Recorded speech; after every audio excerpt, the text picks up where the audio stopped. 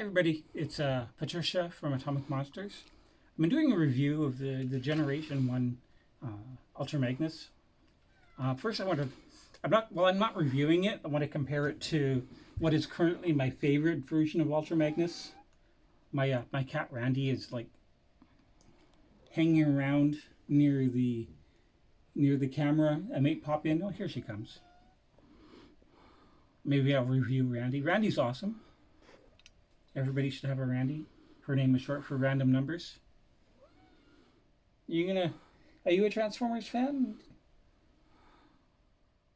I'm gonna put her down. Not put her down.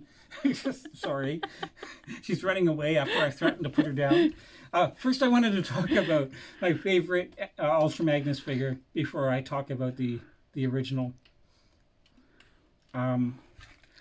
I love this version of Ultra Magnus. Now, I haven't had a chance to have the Earthrise one in hand, but I might like that one better. But the thing I particularly like about this one, I think its vehicle mode kind of sucks. Hi, Randy. Is the way when it opens up. Let's see if I can get this to work properly. There we go. And displays Minimus, Magnus Minimus, I think. Is that it? Minimus Magnus?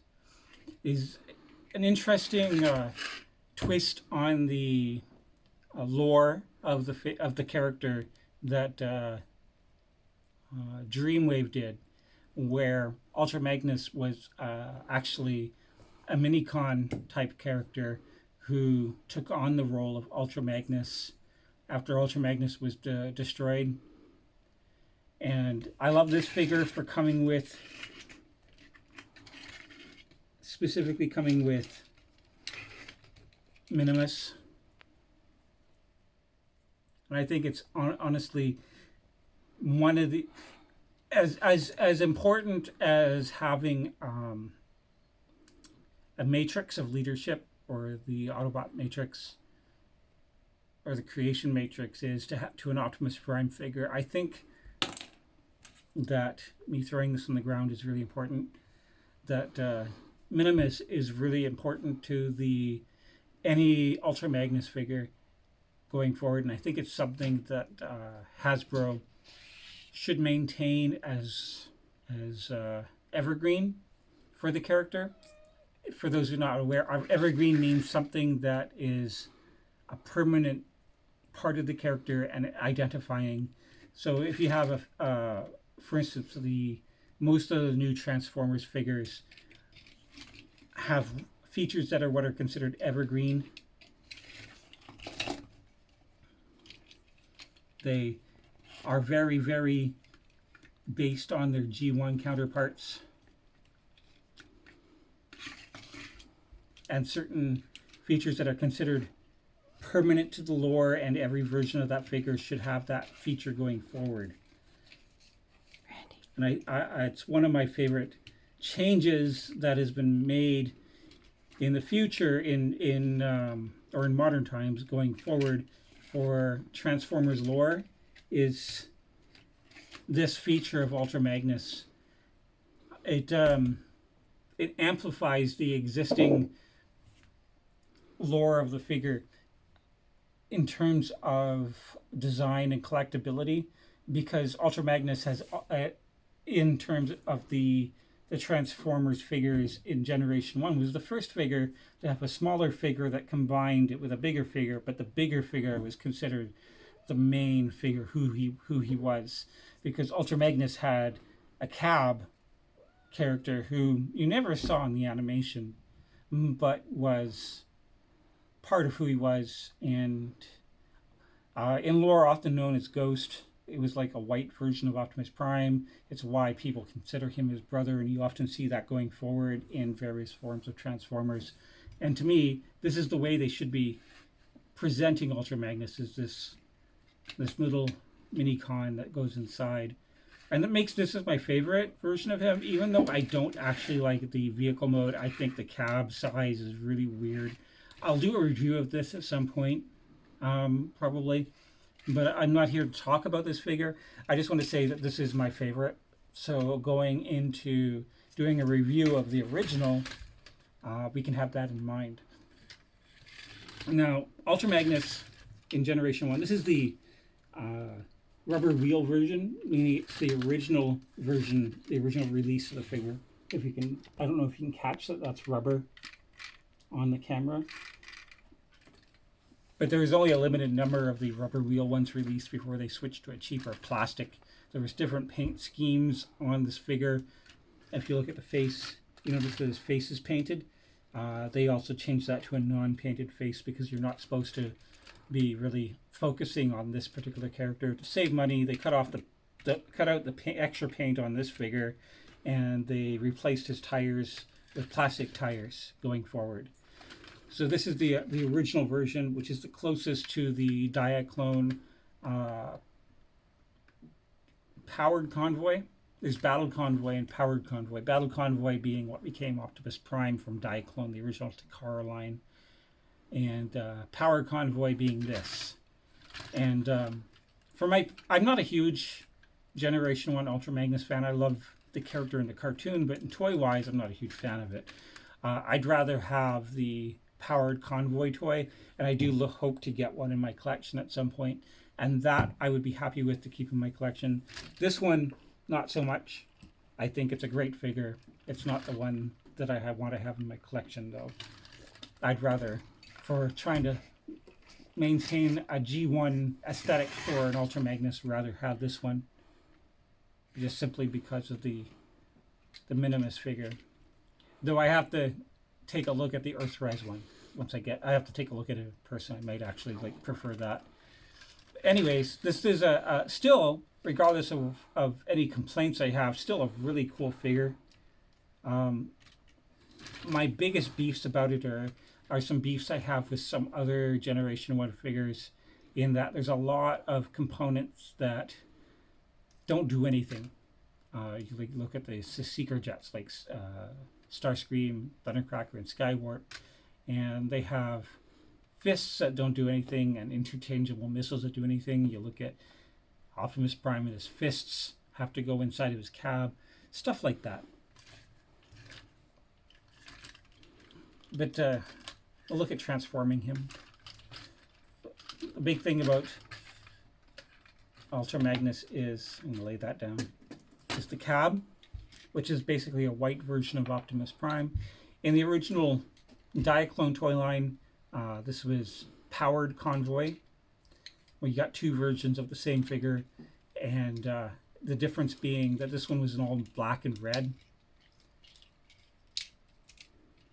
I do have the fists for this. So you can turn this into its own figure on its own, even though you never saw that in the cartoons. IDW, I think, was the first. IDW Comics was the first time you ever saw Ultra Magnus like this, without his armor. Which looked really cool. And it's the reason why a lot of people consider Ultra Magnus to be Optimus Prime's brother. Basically, they're the same figure, just with a different trailer.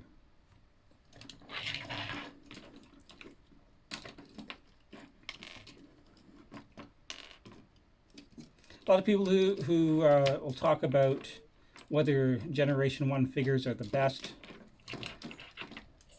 need to, and I agree with them on a lot of things. I do love Generation 1. I grew up on it. But you have to remember, you got stuff like this. That's one of the things that new figures do very well, is you don't need to take off the fists. This is a really cool figure, but because this entire thing was designed, sculpted on pieces of wood mostly, and some model kits, plastic model kits to make this, and then forged into die-cast metal, you wind up with extra pieces that everybody loses. And if you look at modern figures, yes, there's a lot of pieces that break off easy, but they're designed to break off easy. There's a lot of ball joints instance, on this figure that when you're transforming it may pop off, but they're designed to do that so that they don't break. The same designs on a lot of Generation 1 figures would just literally just snap off pretty easy. And modern figures are designed to not do that. Some features that are part of this line that you do not see in the instructions, which were part of the Diaclone line, is they were designed to combine like that. For instance, the battle convoy came with the little Diaclone figures, and one would sit in there.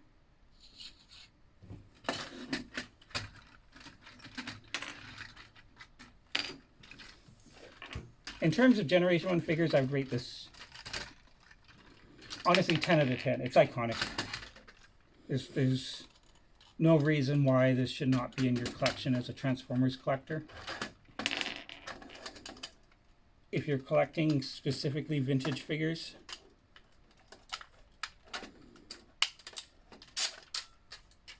But to turn around and then say that this is better than anything that's come out in terms of modern figures is just absurd. Because if I was to rate this at a 10 out of 10, I'd rate this figure as a 15.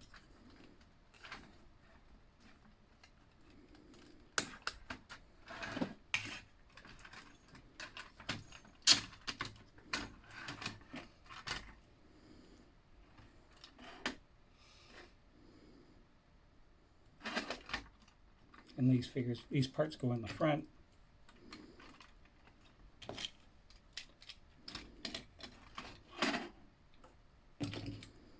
This piece goes here. See, that doesn't transform clearly. You're moving pieces around. Now, the big thing is I have in terms of design for Ultra Magnus is that this doesn't make sense as a car carrier. It's supposed to be a car carrier. I have a Power Master Optimus Prime. If Melanie can like turn around and point at my Transformers display case for a second. And while the front cab in a Power Master Optimus Prime it looks like a cab of a semi-trailer from the 80s is accurate, the rest of it doesn't transform into anything that anybody would recognize. This is, if you saw this driving down the street, you would not think that it's a car carrier. You would think it's some sort of military vehicle, and that's not what that doesn't make sense for like a transformer, something that's supposed to be disguised for the most part, unless it's specifically transforming into a military vehicle. It looks like something that's transforming into an actual Earth vehicle that's pulling something science fiction. And it's cool. I give it that. You can fit a lot of the Generation 1 cars in there. It's definitely really cool. But in terms of what I kind of want from most of the Generation 1 Transformers, in terms of what they're supposed to be, I'm not a fan. The truck on this turns into something that's definitely kind of futuristic, so it matches the car carrier that goes with it. It's something you can expect to see transporting around on an alien planet. So they're matched. I mean, it's kind of Earth-like looking, more modern, but at the same time, if I saw it driving down the street, the aesthetic of the cab on this fits the aesthetic of the trailer. And this is like something from the 80s pulling something that it found that fell from the sky. It's cool. I love Ultra Magnus as a character. This is not what I want in my collection. This is a 10 out of 10 in terms of Transformers Generation 1 characters. But that's one of the things about when it comes to collecting and personal taste and stuff, is something could be perfect, but still not suit somebody. And that's where Ultra Magnus, the original one, kind of fits me. I want to get an original Diaclone powered convoy for my collection with the black and red.